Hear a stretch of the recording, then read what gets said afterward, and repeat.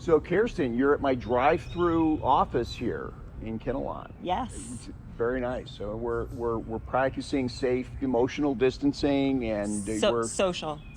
What did I say?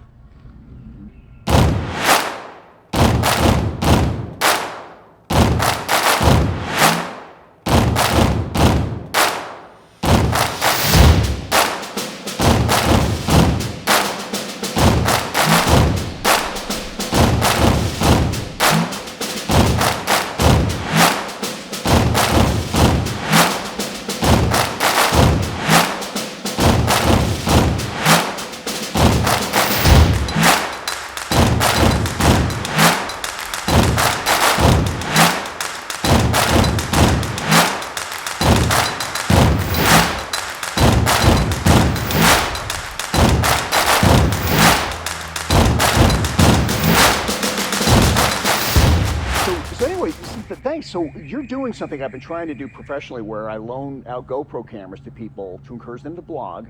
And this is an idea I had before. Excuse me, quiet on set. Sorry. Do you know what that was? No. Do you? I'm bad at calls. Here's the problem. Usually between a birder and a photographer, birders use their ears more. Photographers, I feel like I'm slow to pick up on things that I can observe in the moment consciously, because Yeah. I'm so preoccupied with my gear. I think that, so I don't call myself a birder. People ask if I'm a birder, I say no because I have respect for that discipline, Yeah. I'm definitely not a birder. Yeah, don't. There's still time for you. What do you mean? That's like you say, don't. There's like, it's an obsession. I'm trying to warn you, like against taking a drug or something. So, but yeah, no, it was so great because we met through JustLook at Kinnelon, the Facebook page, and you told me about a fox den, and I'd been looking for one, and so you said, no, I'll just come by, and so it was better this way too because you were able to set up the cameras, and I have noticed these foxes, and you've told me stories. You showed me the first photo you showed me was of your dog. Yes, actually. So the first time I saw them, actually, I was coming out of the house, and on the other side of my shed, I thought I saw a little gray kitten. And it was not a kitten. As I got closer, I realized it was little foxes. Aww. Yeah, and so they came out a little, but they were kind of scared. And then they were gone, all of them, for almost 2 weeks. So I did some research, but I think they moved to a different den close by. And sure enough, they were back. And when they came back, they were red and fuzzy and so cute. And I can see them from my art studio in the backyard, so I just was watching them all day. So I wanted to take some pictures, got a couple shots, but didn't want to get too close. That's why I contacted you, because You contacted me, and then you drove up, and we practiced safe social distancing, and you just grabbed some cameras, and I had them set up. You get some instructions. You brought two, and we did a combination of you extracting the footage and then just bringing them back. So I was almost like that. Honestly, it made it so much easier for me. Number one, I think picking up the cameras myself and being able to set them up, I kind of had a feel for, how close I could get to the foxes. I've been, around them for a while, and I can't do technology. So.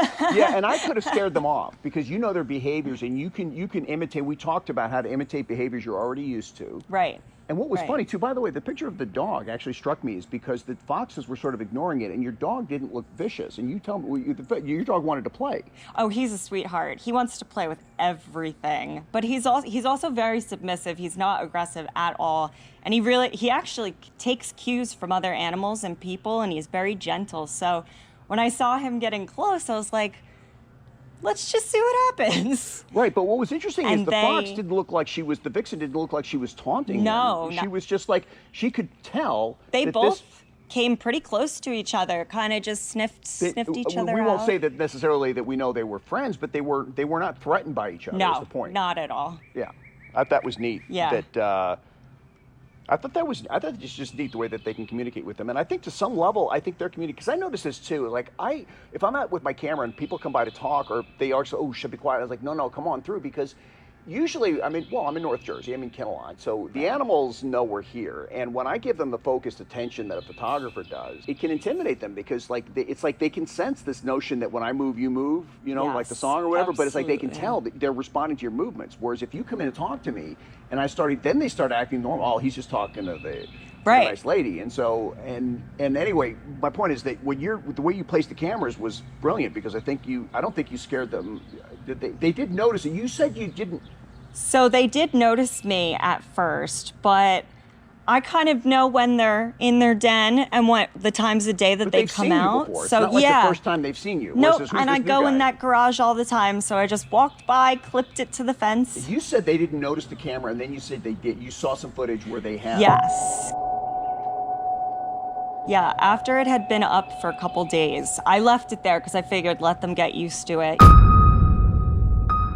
Just keep, like, the clip and everything I left there. And I did, towards the end of the footage, I noticed they kind of look at it, like, what is that? Nice. Yeah, I just know that I'm just glad it worked out that way. So my point is that it just kind of worked well, that I was providing a service and I could focus. Trust me, I want to get out. I want to be on location. I don't want to just sit and edit all the time, but it's fun to pretend that I'm running a little studio here and that I can have satellite productions go off. And I felt like I worked right within your own comfort level. Like it felt like the hard parts about extracting the footage were stuff that I was old, boring stuff to me. And the stuff about I didn't have to throw you any curveballs, right? You put the cameras up. It was easy. Right, you made it very easy. And GoPro is not a sponsor yet. But I was only using GoPros. I had a GoPro for a long time, but I would only use it on the rare occasion of my age when I was still doing extreme things and never. But now I'm sort of using them cinematically because of the 4K thing, and it's not to deliver 4K content. It's because the idea that you can set it and forget it, have a really wide view. And I don't know that people might forget that I'm saying this as they watch this footage, if they watch enough of it, because it really looks like someone's there with a camera panning into it. It's all done in post. There's all these wide shots. Yeah. And I have people point out that, that's a little grainy. It's like, okay, but you know what? I'm not making you strain your eyes like this to look at it. I'm bringing you the stuff, Yeah, no, the shots came out great. I honestly can't even believe I got that much footage. I think it's great. And I got to say, I'm just not, I think it's wonderful footage, but I'm just not surprised. I feel like what I needed was you. I needed somebody that knew where this stuff was, that wasn't going to scare them away. And you know me, I really want to be able to capture nature without disturbing it. And I feel like the first fox den somebody turned me on to, I think I might have, I was surprised at this because it was a spot where kids were mountain biking by. It was a trail. So they were used to people, but somehow placing a GoPro camera near there, pointed right at the thing, made her move. Absolutely. I mean, it was like, she was just like, what is that? I don't like this. Yeah. And I was just like, wow. And in their little territory around their den, I mean, that's really it. Because I notice we have landscapers come in and out of our yard, and I could see them from my studio window playing on the hill. And if a landscaper would come by, they kind of look, but as long as they're not, in their area or focusing on them, I mean, the landscapers don't even notice the foxes, and they don't seem to be bothered by it at all. Yeah, I think that because I'll capture footage of a fox back here on just a wide view. I'll just set up almost like a game camera, and I'll see the fox come by, and I can hear the neighbor's kids playing loudly. Yeah. And what must be 50 to 100 feet from where the fox is. The fox is thinking, it's like, okay, that's the kids are playing. It's not afraid of humans. It's afraid of human attention. Yeah. It wants us to ignore them. It's almost like I've heard the way you meet someone of the opposite sex or someone you want to date in a bar. You don't want to scare them away with too much attention. Yes, I can't really speak from experience on that one. Thank you for laughing. It's not that funny. It's not that funny. No, I know what you mean. Actually, the first time I saw them, I immediately went inside and got my husband, and I was like, there's foxes. And he was like, he wanted to go outside. I'm like, slow down. Let's casually walk to the mailbox. You know what? We're joking here, but that's exactly right. But really, it is. And he kept looking at them, and you could see the mother was staring at him directly. I was like, don't look at them. Just look at me, or I'll stand here. You look at me and look behind me. This week's Foxy Friday was brought to you by bears. Enforcing social distancing since around the middle of the last ice age.